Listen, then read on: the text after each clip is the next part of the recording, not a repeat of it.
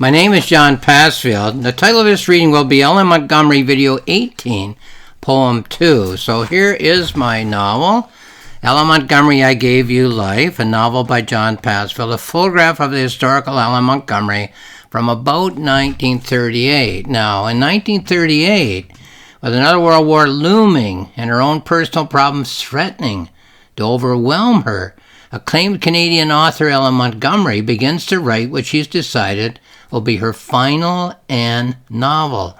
As she works on the new book, she recalls the days when Anne of Green Gables became a worldwide literary phenomenon and the dilemma that she faced at that time. Whether to write a series of novels in which Anne would perpetually remain the child the world had come to know and love, or to allow Anne to grow to adulthood with all the agonizing torments of the one who had given her life, L.M. Montgomery. Now, 3 novels to keep in mind. Ellen Montgomery, I Gave You Life, in which L.M. Montgomery is a character. Now, the character L.M. Montgomery in my novel is writing a new novel in 1938, and it's going to turn out to be Anne of Ingleside. She has decided that this will be the last novel in which Anne will appear as a character. Chronologically, it's a middle novel of 8, but in terms of writing, it'll be the last one she'll write with Anne as a character. She's decided that, she's determined. Now, as she works on it, her mind goes back to the first Anne novel, the first novel in which Anne appears as a character. In 1938, 1905, 33 years apart, what was I thinking as I was working on the first Anne novel? Well, after it was written and published and became a phenomenon, her publisher said, will you write more Anne novels? And then the question became, in the mind of Ellen Montgomery, sure I will, but will I keep Anne as a child, or will I let her grow to adulthood? Now, having in 1938 had her own adulthood, the young author of Anne of Green Gables wonders whether she made the right choice. Should I have let Anne have an adulthood, considering what my adulthood has been? Okay. In a previous video, I read what I called Poem 1, although there are no headings in the text of the novel. In the introduction to that video presentation, I suggested that at the subconscious level of the mind, we think in imagery, and that the poem is a literary technical device which indicates the subconscious imagery creating level of thought in the human mind. In this video presentation, I'm going to read what I call Poem 2. So let's go to page 5 then. Now there's 1 per chapter for 16 chapters of thought.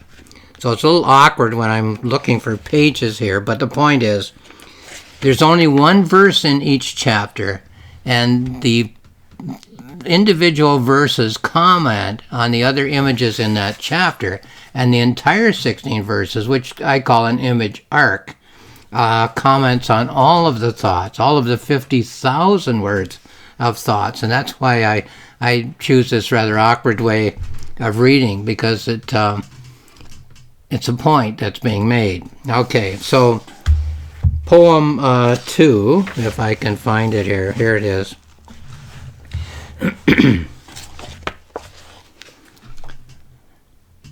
Dark the night and dark the wood was when I traveled there. Then we go to page 12, which is 7 more pages. I lost the thing I never had, was only in my dreams. Page 20.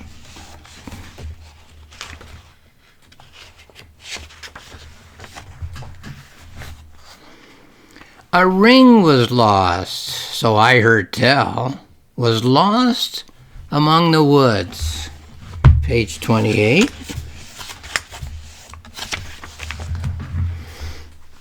The ring would glow when all was dark, was glowing in the woods. 36. Ignore I did the sunshine, ignore I did the light. 44. Was others stood outside the wood, I did ignore them too. 52.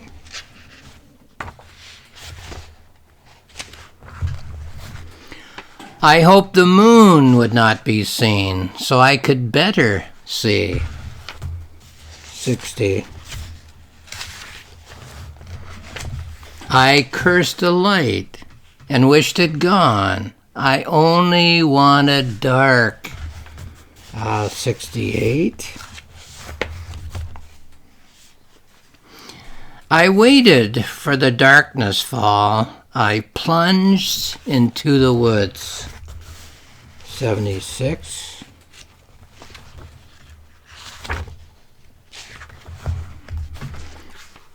I never saw nor ray nor glow. Was all I saw was dark. 86. No lantern brought I to the wood. I did not want its glow. 94. Was thrashing through the underbrush, was searching high and low. 104.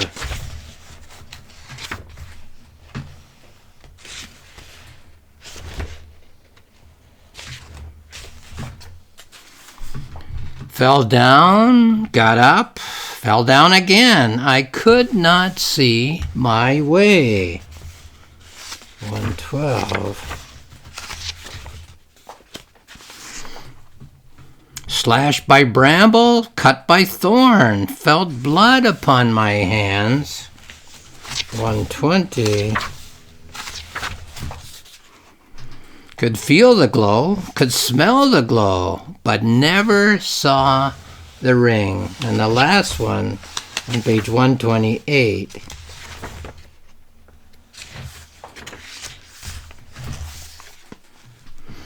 All I could hear was other ones were thrashing in the dark. Now that's what I call poem number 2, but as I said, there's no headings in the novel.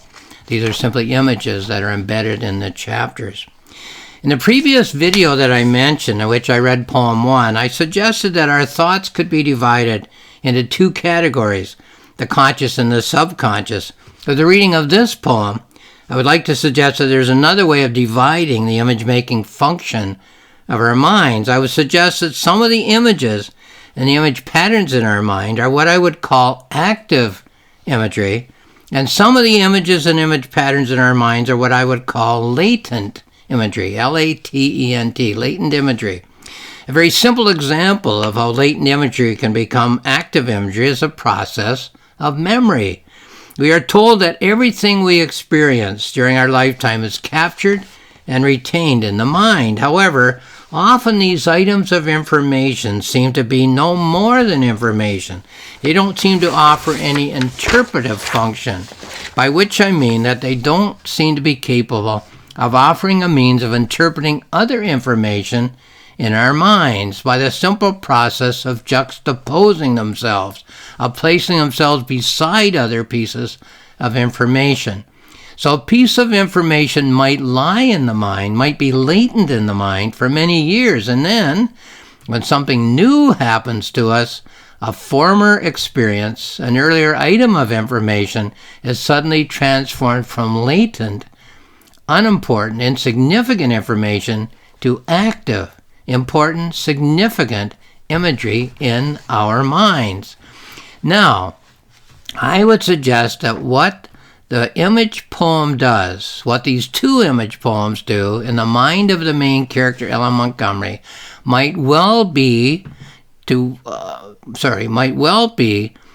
act not so much as active or latent images or image patterns themselves, since neither one seems to be based on the everyday reality of the main character's life experience, but they are acting as catalysts, as image catalysts, by which I mean that even though a piece of information might have lain passively in the mind of the main character for many years, and no other piece of information in the mind of the main character has turned that original item of information into active imagery, these poems when juxtaposed with the everyday information of the life of the main character, cause that information to become life interpretive, cause that information to act as imagery which illuminates many of the other items of information in the main character's mind. So we readers, can ask ourselves what these poems, which I've labeled poems 1 and 2, have to say about the information of her life experience when placed side by side, which until now, until the present moment of the thinking of this 50,000 word thought in the mind of the main character, has been latent, inactive, unconsidered, not thought about.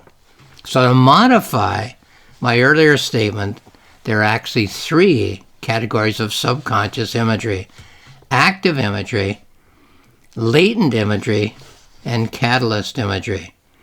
Incidentally, the most famous catalyst imagery in literature is probably the Madeleine dipped in tea in À la recherche du temps perdu by Marcel Proust, which converts 7 volumes of latent imagery into active imagery. Marcel lives his whole life with information in his head. It isn't until he dips a Madeleine, which is a little cookie, into tea and tastes it. It's the same action he performed when he was a little boy. It has the same taste that it had when he was a little boy. All of the information of the years between him being a little boy and him being an adult suddenly comes alive. A catalyst, an image catalyst, has brought those images alive as interpretive images. He can now understand his own life. So it's the most famous catalyst image in literature, I would say. Once again, then, this is my novel, Ella Montgomery. I Gave You Life, a novel by John Passfield.